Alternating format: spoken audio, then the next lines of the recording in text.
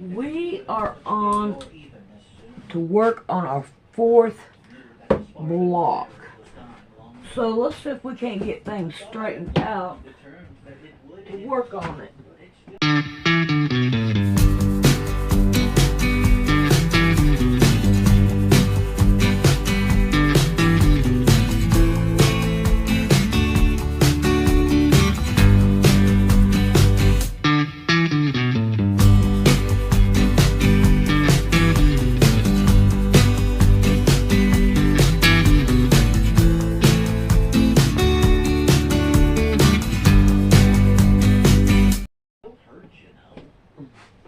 And that way, yep, it's on.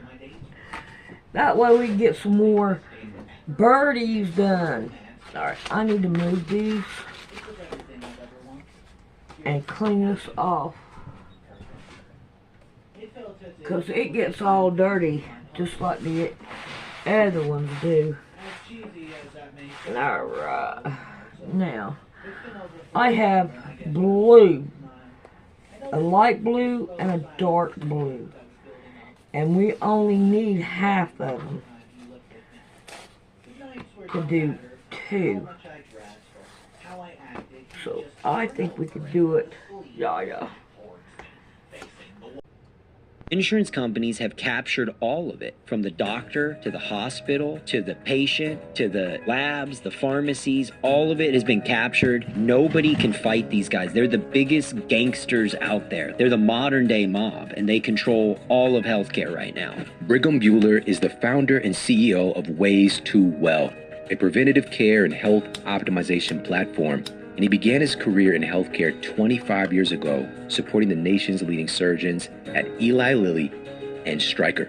So he works deeply within the pharmaceutical industry for many years and alongside the insurance industry as well. And he's here to share his incredible insights about how this system actually works and what we can do to potentially change it. I'd love to start off by talking about how you got involved in the pharmaceutical industry. You know, the story is incredible. You know, I graduated in 3 years of high school and I thought that that was crazy. But your experience in college, and you kind of being on this fast track in order to get into the industry is amazing. Let's talk about that story. Yeah, man. No, you know what's crazy is I was literally a D student. I barely graduated high school. When I met with my guidance counselor, and she said, "What do you want to do?" I said, I want to go to college. And she goes, "Ha ha ha, Brigham, college isn't for everybody."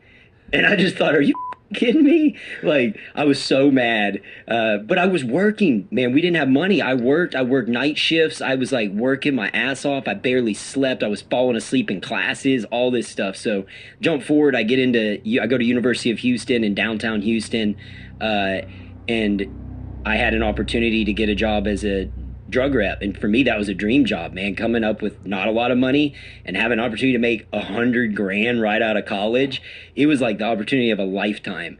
So long story short, I petitioned with the dean. He gives me approval to take 23 hours in summer school. I end up graduating in 2.5 years, 3.99 GPA.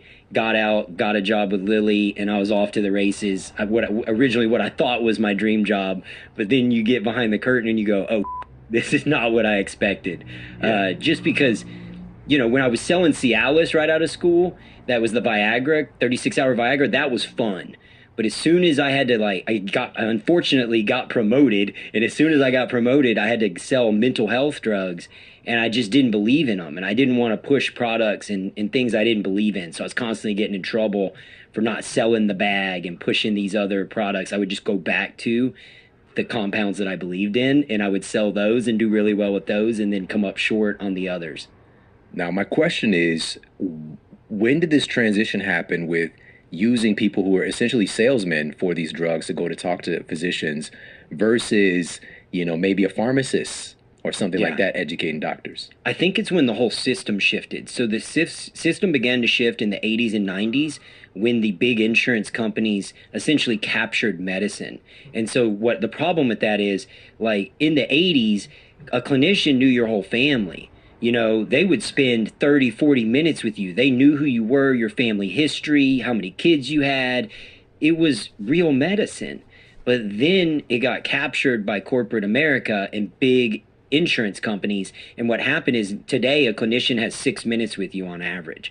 They have got to see 40 plus patients a day to make a living because they're in a copay system where they're literally getting like $40 a visit, and they can't justify their payroll with that. So the days of them being able to sit down and talk to a pharmacist for 30 minutes about a new compound were over. And Pfizer and all the big pharmaceutical companies were smart, and they got ahead of that. And they looked at it and go, I think Pfizer was probably the first to do it. They started hiring, candidly, hot chicks. And they're like, we're going to hire a beautiful girl. We're going to teach her a talk track. It's a 30-second infomercial. And all of a sudden, you've got, these nerdy pharmacists trying to compete against some smoke show walking into a clinic that's going to give this clinician a quick elevator pitch and get out of his or her way. And same thing, it just became all attractive men and women in that pharmaceutical space. And the same thing in med device, in the med device space, surgical market, they did the same thing. That is bananas, man. And I think a lot of people don't realize this, or I know a lot of people don't realize this, but our physicians, because of the way that things are structured, they're not sitting here going through the latest peer-reviewed evidence and really digging through these clinical trials on these various drugs. And they're essentially just getting a marketing pitch. But, not to say that these clinical trials aren't ethical or whatever the case might be, but our physicians are not going through this data. They're essentially getting educated by people who are not in the system with them. Correct. Like it's a brief 5 to 10 minute conversation at the most, and that's if you're doing a lunch. Usually it's 2 minutes. It's a quick elevator pitch, and like an example would be, your job as a drug rep is to grow a market share, right? And so if I come in and I know this clinician's busy, it's, hey, doc, let me get your signature. Hey, don't forget that patient, that woman over 40 who comes in, she's tired, she's fatigued. That could be the perfect patient for this SSRI. Thank you. Have a good day. And you're out. And it's just repetitions. And you get a call list of that clinician, how many prescriptions they wrote the day before, who they sent those prescriptions to, what drug company got the fulfillment, all of it. And so you know exactly what they wrote, when they wrote it, how much of it they wrote. And then you would prioritize your day to go out and help that guy, to try and shift that guy to write for you instead of the other person. And they almost gamify it, which when you talk about moving from a pharmacist to like me, somebody who played sports and who's competitive, it became if you're competitive, it's a game, and you're like, man, I want to win the game. I want to, like, we were just talking about baseball before we went live, and it's like you want to win and you want to beat the system, right? And that was the challenge. They would have the rankings every day. You'd come home and you'd see the rankings on the computer of how you stack up against the other sales reps in the nation, and it's a lot of incentivization to push and win and conquer. It becomes less about patient care. I hate to say that, but it's not in lieu of patient care, because when you're there and you're in the belly of the beast, you're being trained by academic people who are brilliant. And you've got people coming in from Stanford and Harvard telling you why it's crucial to talk these clinicians into getting active and prescribing these medications as a first response. And it's easy with these incentive systems to become part of that tribe and drink the Kool-Aid. And I was young and naive. I was in my 20s, but it didn't take long for me to figure out, wait a second. Like when I got into the mental health space and I started having doctors tell me about side effects and issues, or this isn't working, you start questioning a lot. Now, the question is, and this is crazy, how quickly does an average physician today, again, we have these top tier, we were just talking about Casey Means, mutual friend, Stanford trained, how quickly does their education become obsolete? There's a study actually done from Harvard that shows it's within 18 months of graduating medical school, most of what these clinicians learn have become obsolete. And the market's moving so fast with large language models and artificial intelligence and biologics and, all the modern technology that's going into an operating room. Like when you think about a surgeon, that's the cream of the crop, the highest of their school, the most educated, the most rigorous of training. And every 6 months, a new technique's coming out, which is not just mental, it's physical. You've got to have the hand-eye coordination. You've got to be able to utilize these new tools and modalities.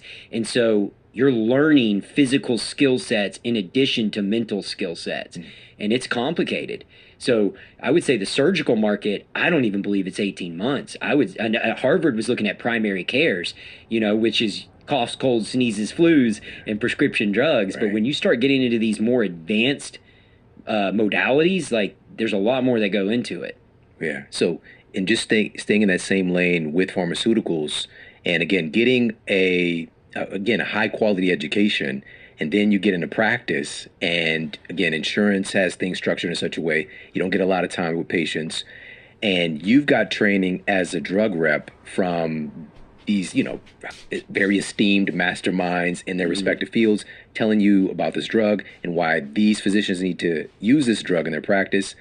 And so you are really tasked with furthering their education in a way, because they don't have the time or energy to look into this drug, and again, just to stay on top of stuff because it's moving so fast. You are, and there is that competitive component I alluded to, but you are passionate about what you do. Like if you care about what you do and you take pride in your career, which most people in their field of work that are competitive do, you want to learn and you want to be the best and you want to be on your game and you want to help that clinician provide care to that patient in an optimal manner. And all the data sets you're being fed are biased though, right? And so the data sets, the incentive systems, all of it is biased. And so I'm not here to trash the pharmaceutical industry, but there are major pitfalls and major design flaws in the ecosystem that we have created for the rep, the clinician, and the patient. Yeah. What was it like working in the pharmaceutical industry during the rise of Cialis? Fun. Pun intended. I'm not gonna lie. Yeah, did you I like catch that? I like that. It was fun, man. It was wild. Like, I'm telling you, I said this on Rogan. It was like, it could be a perfect 10 girl who's selling toe fungus. And I come walking in and they're like, come on, Brigham, come on back. Like everyone, you were Elvis Presley, man. Like you were a rock star because it was the new blockbuster drug. It was fun. Doctors were taking it themselves. They were giving it to their buddies. They were giving it to their hunting and fishing buddies and their, softball team buddies. And so everyone wanted this compound. And then in addition to that, when you launch a new drug, you have a huge budget. So when I started, I was in a small country town of Waco, Texas, and I had $17,000 a month expense account at 22 or 23 years old. I mean, I was a kid, and I'm like taking doctors. I remember one dinner, we had a $13,000 dinner. What? One dinner. It was wild. These guys were ordering crazy bottles of wine, and it was a different world. And it did change. I've heard it's changed. I've been out of it for so long. This was, at this point, 20 years ago. I do know, the pharma guidelines shifted, but it's pharma self-regulating. It's not the government. A lot of people think the government came in and regulated the pharmaceutical companies. What the government said is, you guys got to clean this up, or we're going to come in and clean this up. And the pharmaceutical company said, okay, let us clean it up ourselves. And so they put in place these rules where it's like, can't spend more than $150 a person for dinner. Some checks and balances to try and tampen down this insane rodeo that was going on, the Wild West. Yeah, and it still kind of is, Yeah. But just in a different way. So with that being said, so Cialis, again, that was an epic moment. But what happened, in that transition? Again, you were kind of instructed to focus on some other drugs. Yeah, I actually got relocated back to my hometown of Houston, Texas. I got a promotion because I was doing really well. And when I got promoted, they moved me to the psychiatric drugs. And so I had schizophrenia drugs, antidepressants, SSRIs, anti-anxieties. And it was just a different world. Then I'm calling on, primary cares and trying to, because again, jump back to the time frame I was in this. Prozac was the first antidepressant that a primary care ever wrote.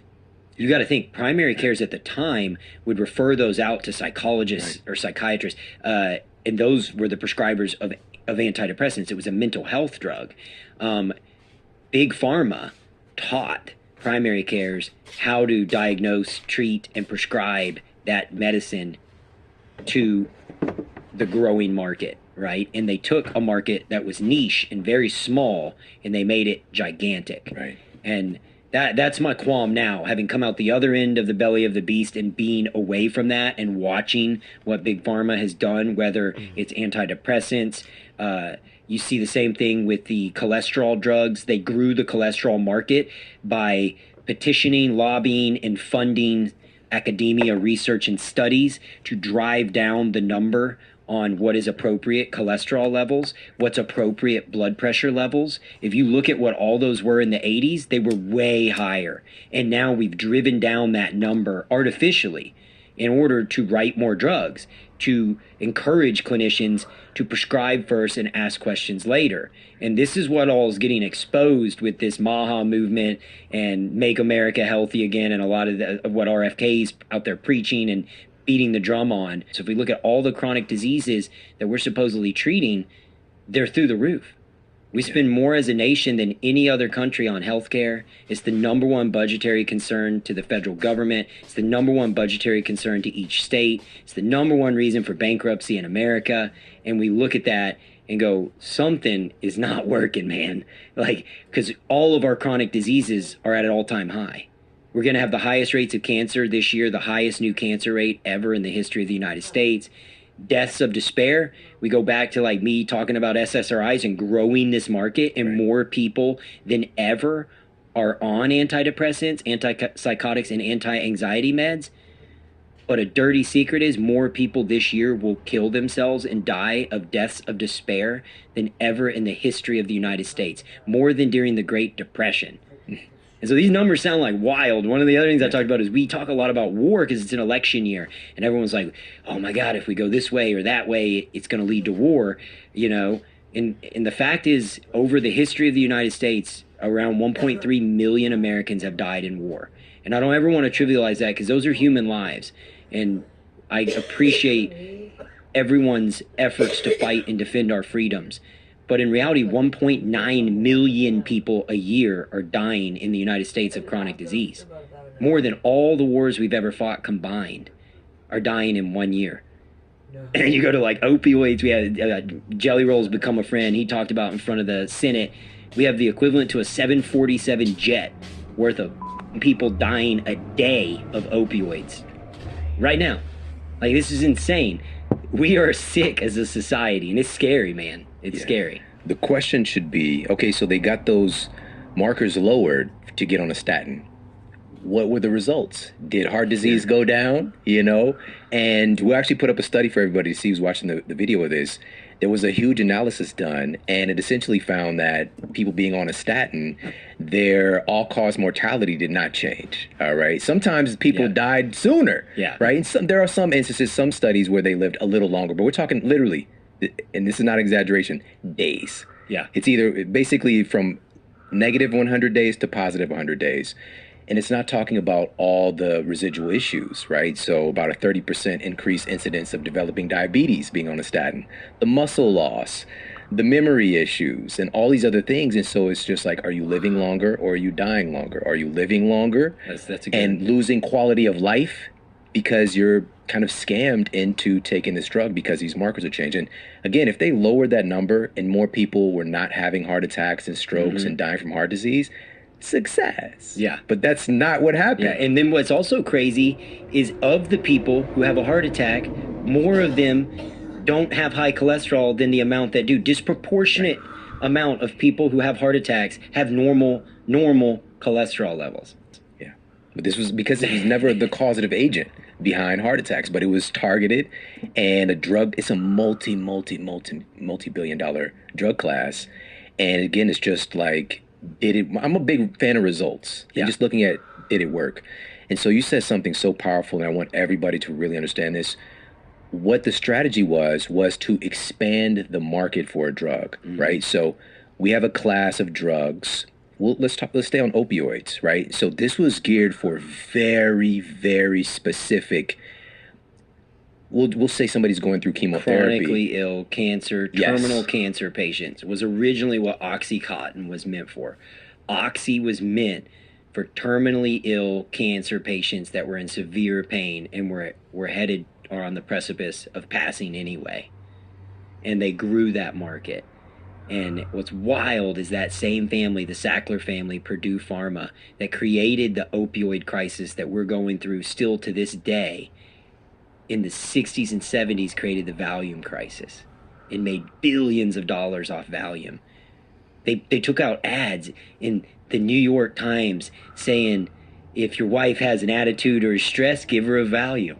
Like, forget the martini, pop a Valium. And instead, women and men drank the martini and took the Valium. And they created the Valium crisis. And then they made all this money. They almost got federally indicted. They managed to skirt past it. Then they launch a drug with hydrocodone. Their patent's expiring. They go, oh man, our patent's going to expire. There goes our cash cow. We've got to come up with a new compound. So they look and find a new opioid, Oxy. And they add it to the cotton system. Boom, they drop it into the marketplace. They call it Oxycontin.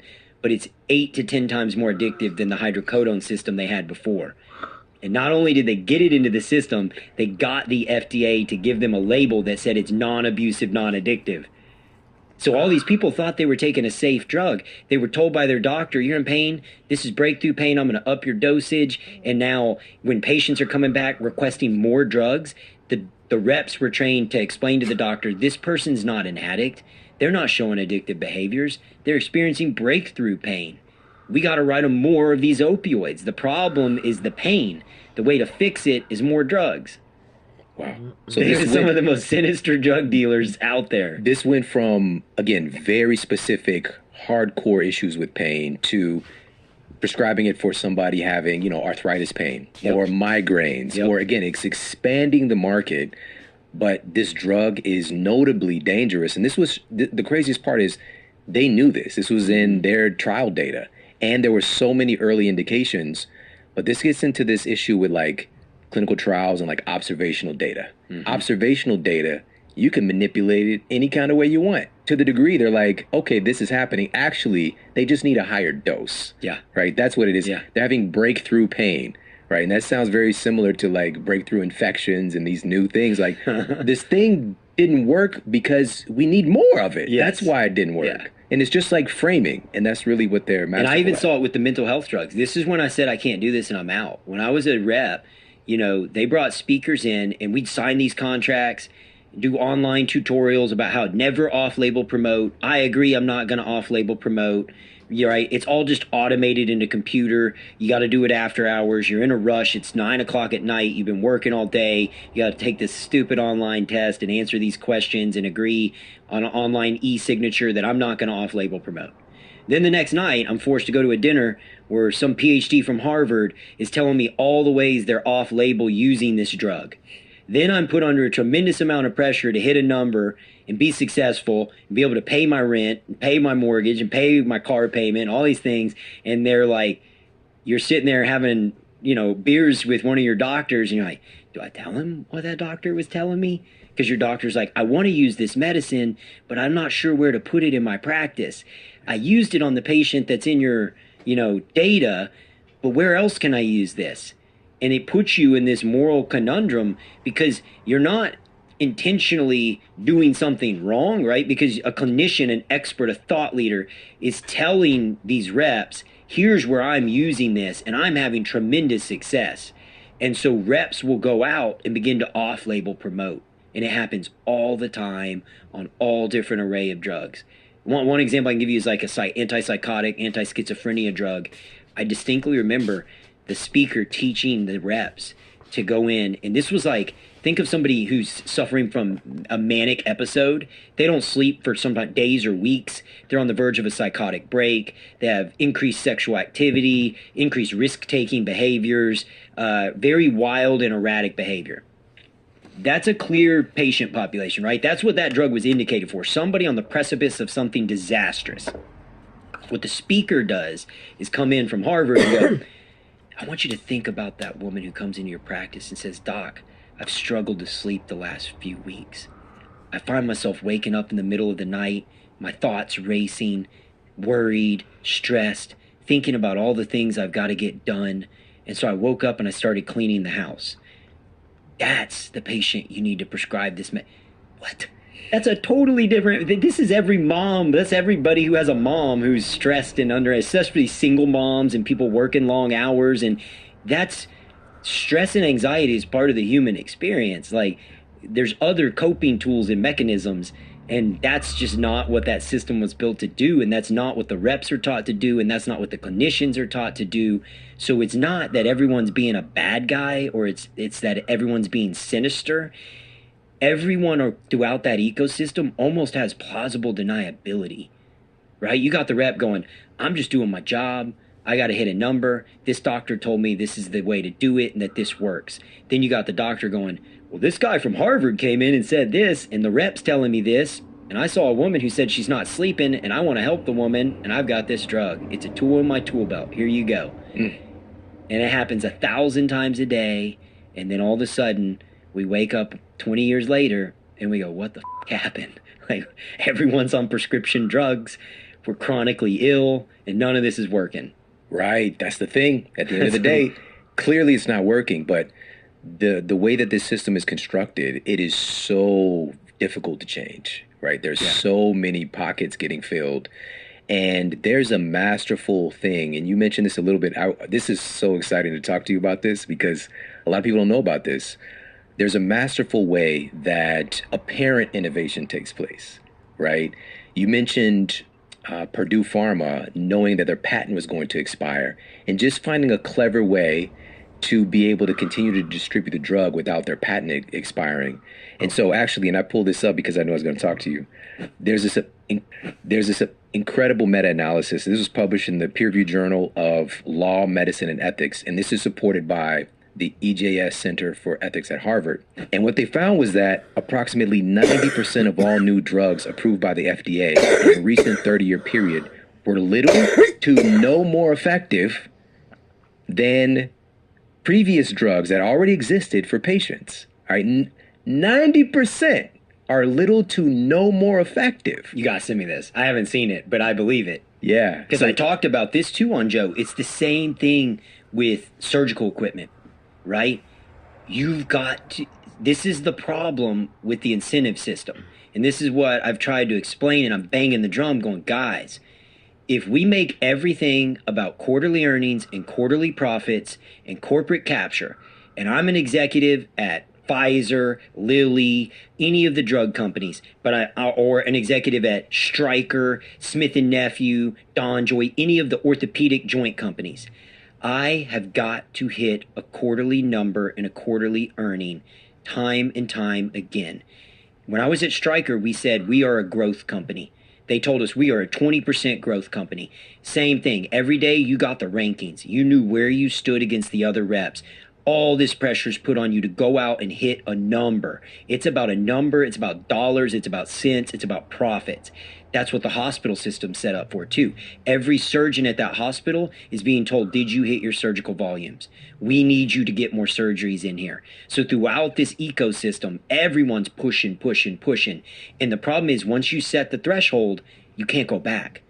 Now you did 100 joints, you got a 20% growth number, you got to do 120 joints, right? The next year. And so everything goes that direction, and they often put not innovation, but growth ahead of innovation, right? So even a lesser product will get launched into the marketplace. So for instance, when I was at a med device company, they launched a camera prematurely into the operating room because sales were tanking. They had reached a saturation point. You're running out of bandwidth. You got to hit a boom to hit your yearly number. You got to get this camera on the market. You push it through the 510K approval process. It never has a human safety study. Next thing I know, I'm standing in surgeries with doctors. We're in the middle of heart surgeries, and they hit a ablation device, and boop, camera turns off. We're doing heart surgery, and the camera turns off. Their way to optically see what they're doing on a valve is gone in the middle of a heart surgery, because that company needed to hit a quarterly earning, right? That company refiles drugs and drug patents and extends patents. So like Prozac, they bolted on another molecule to Prozac and called it Symbyax. And they just said, okay, now this drug has an indication for schizophrenia. But what's wild about it is we're talking about a drug versus a drug. When you look at the studies, when I was being trained as a rep, I remember I was a 23-year-old kid, and I'm like, hold on a second. The drug works at, I think it was like 48%, and placebo works at 39%. But the side effects are suicidal ideation, violent tendencies in the first two. Like, what? Why would anyone take this? We could just give them a sugar pill, and literally only a handful of people are going to know the difference. That's just mind-boggling to me. And I'm not a statistician. You know, I don't know. I don't write the rules. But it's crazy to me the FDA would go, okay, let's put this on the marketplace and see what happens. Because it's using statistics. Because they can frame it with relative risk reduction versus absolute risk reduction. It looks like, well, this was actually 4 times more effective than the placebo. Yeah. And the reality is it was a minor benefit, but also what comes on the back end, right? So are we looking at fixing one thing potentially, treating one thing, but causing a series of other things? And that's where the whole real I remember relative risk reduction. You just spurred this thought in my head. I also remember Lilly launched an osteoporosis drug on the market, and under a bone mineral density scan, candidly, it didn't do shit. People didn't get a big slow in reduction of loss of bone mineral density. With the competitor, they did. It stopped the loss of bone mineral density in elderly women, which means it reduced the risk of fracture. But what they saw in the study is even though women were losing bone mineral density, they didn't fracture